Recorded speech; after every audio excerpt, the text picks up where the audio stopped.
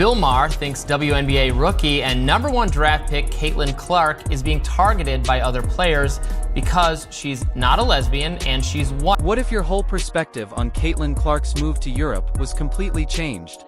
Bill Maher has just revealed something far more shocking than we expected.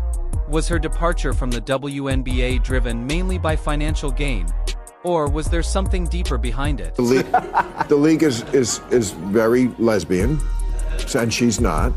And there's race. There's a lot. Everyone is talking about what Maher revealed, and you won't believe the real reason behind Caitlin's overseas contract.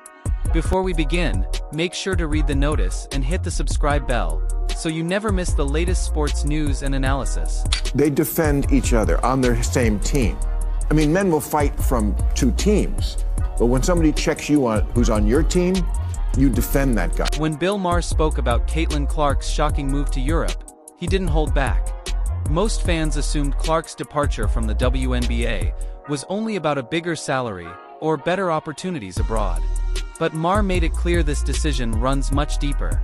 He claimed Clark wasn't simply leaving for financial reasons. Rather, she was escaping an environment where she felt completely out of place. It's not always racism when a white person succeeds. And it's not always racism when black people hip check him. Let's take a closer look at what Maher disclosed in his own words. Clark's life in the WNBA was never easy from the start, because she didn't fit into the league's preferred narrative. And it wasn't just about basketball. According to Maher, the tension extended far beyond the court.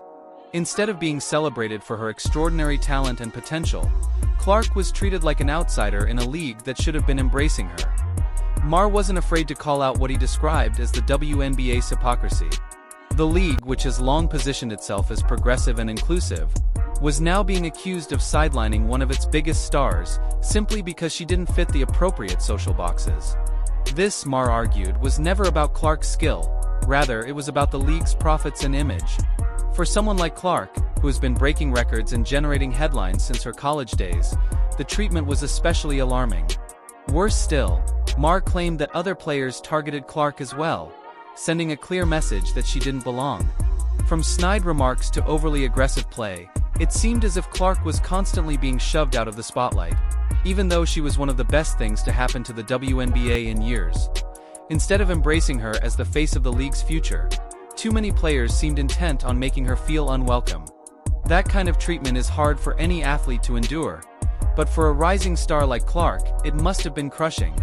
Competition is one thing, but it's entirely different when it feels like the entire league is against you. Maher emphasized that this wasn't an isolated incident.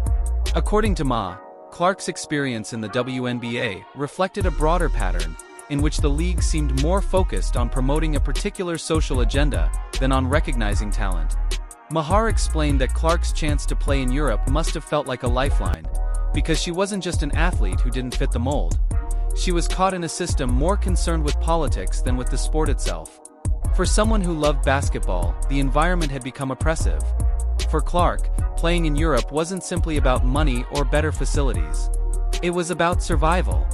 She needed to escape a setting where she was constantly overlooked, and Europe gave her that chance. There, she could focus entirely on her greatest strength, basketball. No social politics, no hidden agendas, just the game. Maher's revelations also underline the larger problems facing the WNBA today. While the league has made progress in advancing women's sports, it's clear that long-standing issues remain. If a player like Caitlin Clark, arguably one of the most gifted athletes to join the league in recent memory, feels forced to leave, that is a serious warning sign.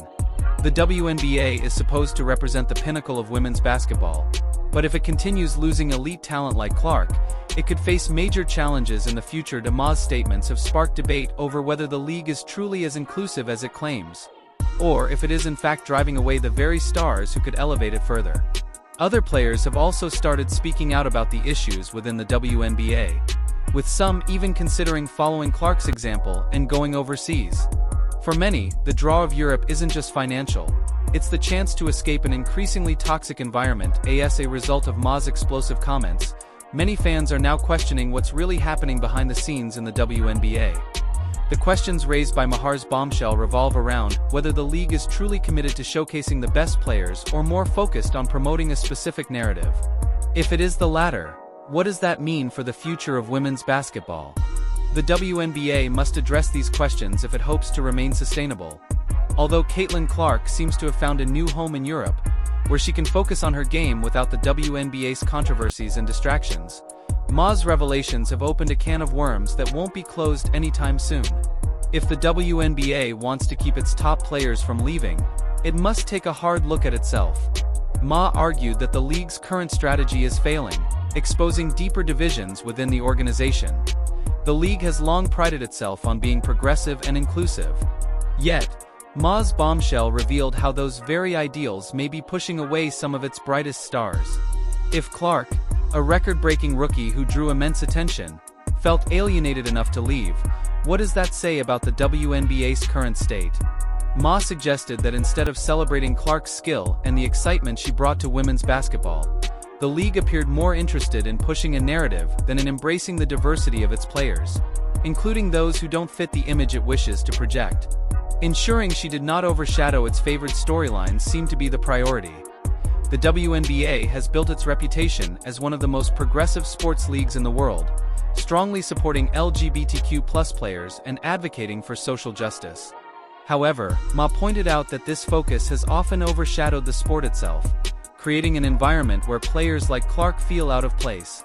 In trying to promote inclusivity, the league may have unintentionally alienated those who don't align with its image, leaving basketball itself as a secondary concern.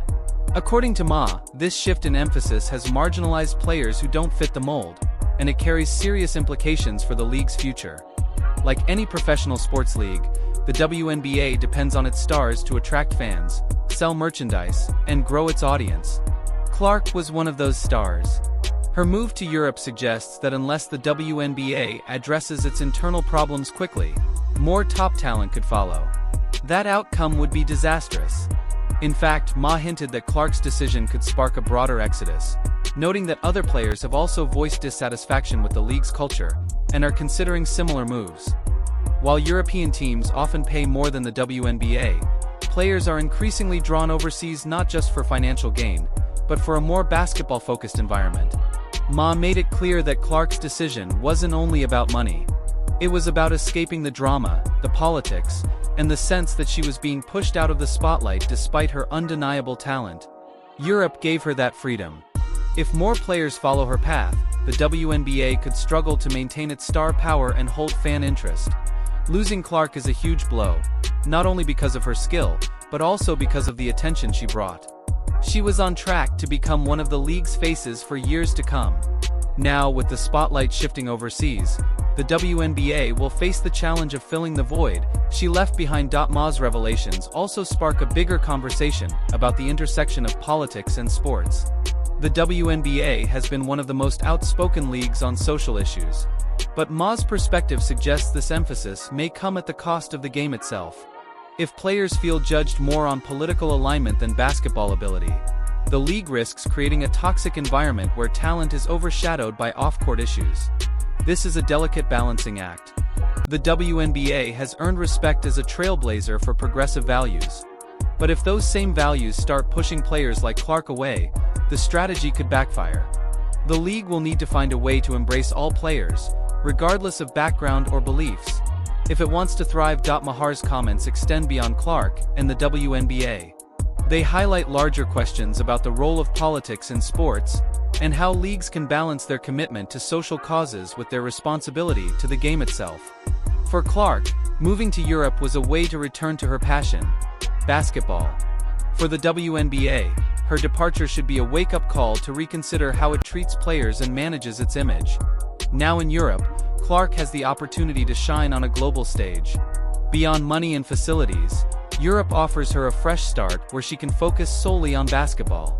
For the WNBA, her loss is not only a setback but also an opportunity. If the league can reflect, adjust, and realign its priorities, it could emerge stronger. If not, it risks losing more stars and undermining its reputation as a premier women's league.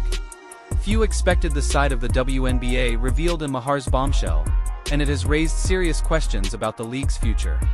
Was Maher right about Clark's decision to leave? And what does this mean for the WNBA going forward? Share your thoughts in the comments below. And don't forget to like this video. Caitlin Clark's move to Europe is a reminder that, at the end of the day, it's about the game.